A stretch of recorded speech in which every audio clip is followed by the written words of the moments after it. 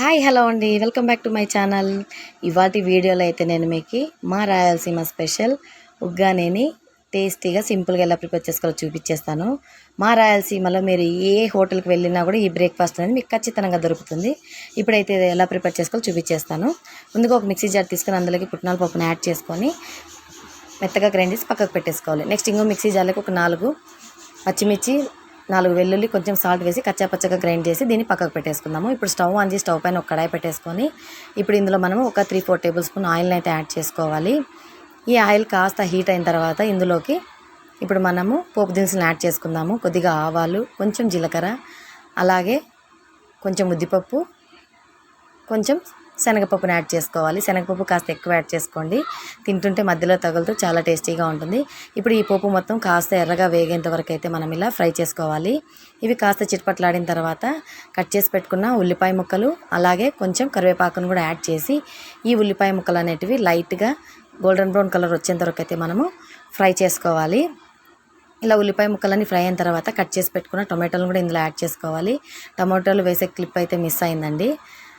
ఇప్పుడు దీన్ని మూత పెట్టి మనము టమాటాలు మెత్తబడేంత వరకు అయితే మనము ఫ్రై చేసుకోవాలి. చూడండి, మన టమాటాలని చక్కగా మెత్తగా మగ్గిపోయాయి. ఇప్పుడు ఇందులో మనం ముందుగా గ్రైండ్ చేసి పెట్టుకున్న పచ్చిమిర్చి, ఎల్లిపాయల పేస్ట్ని అయితే ఇందులో యాడ్ చేసుకోవాలి.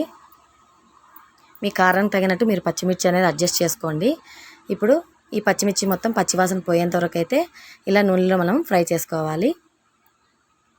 ఇలా మంచిగా ఫ్రై అయిన తర్వాత ఇప్పుడు ఇందులోకి ఒక 1/2 టేబుల్ స్పూన్ పసుపును కూడా యాడ్ చేసి మొత్తం ఇలా మిక్స్ అయ్యేంత వరకు అయితే అంతా ఒకసారి ఇలా మిక్స్ చేసేసుకొని ఇప్పుడైతే ఇందులోకి రుచికి సరిపడా సాల్ట్ను కూడా యాడ్ చేసుకుందాము. సాల్ట్ వేసి ఇంకోసారి అంతా ఇలా మిక్స్ చేసుకున్న తర్వాత స్టవ్ ఆఫ్ చేసేసుకొని ఇలా ఒక హాఫ్ లెమన్ అయితే ఇలా స్క్వీజ్ చేసుకొని అంతా ఒకసారి మిక్స్ చేసుకోవాలి. స్టవ్ ఆన్లో పెట్టి నిమ్మకాయని స్క్వీజ్ చేయకండి, చేదొచ్చేస్తుంది. ఇప్పుడు మనం ముందుగా తడిపి పెట్టుకున్న బొరుగుల్ని మొత్తం ఇందులో యాడ్ చేసుకోవాలి. మేమైతే ఇటు సైడ్ బొరుగులు అంటామండి, కొందరు మరమరాలని కూడా అంటారు. ఇప్పుడు ఈ బొరుగుల మిక్చర్కి మనం పోపు వేసిన కర్రీ మొత్తం దీనికి పట్టే విధంగా అయితే అంతా ఒకసారి ఇలా మిక్స్ చేసేసుకొని ఫైనల్గా మనం గ్రైండ్ చేసి పెట్టుకున్న పుట్నాల పౌడర్ను కూడా అంతా ఒకసారి ఇలా పైన చల్లుకొని మిక్స్ చేసేసుకొని ఫైనల్గా కొత్తిమీర చల్లేసుకుంటే మన టేస్టీ రాయలసీమ స్పెషల్ ఉగ్గాని అయితే రెడీ అయిపోయిందండి. చాలా టేస్టీగా ఉంటుంది. మీరు కూడా ఒకసారి ఇలా ట్రై చేయండి. అలాగే మీ ఫ్రెండ్స్ అండ్ రిలేటివ్స్కి షేర్ చేయండి. ఈ వీడియో కనుక మీకు నచ్చినట్టయితే లైక్ చేయండి, షేర్ చేయండి, సబ్స్క్రైబ్ చేసుకోండి. Thank you for watching. Bye.